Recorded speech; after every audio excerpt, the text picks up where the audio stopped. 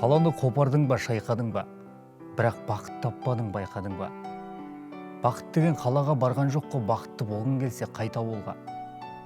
Бақытты біреу едің жалпы адамның, артығын табамын деп арқаландың. Сен қалаға кеткенде, бақыт деген қасында қалған еді қарт анаңның. Бақыт қалған ауылда, саман үйде. Бақыт қалған сол әуелгі бала күйде. Бақытыңды іздесең ауылға кел, ауылда бар әрине.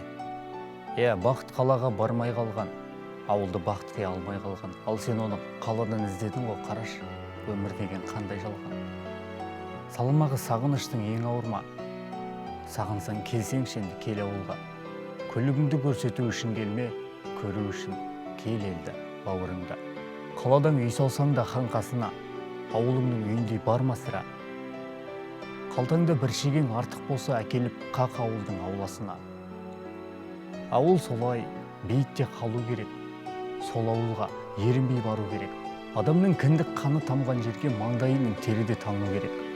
Қадірің туған жердің сеніп білші, елге қарай өзіңді еліктірші. Ештеңе бермесең де ауылыңа сәлем беріп кетуге келіп тұршы.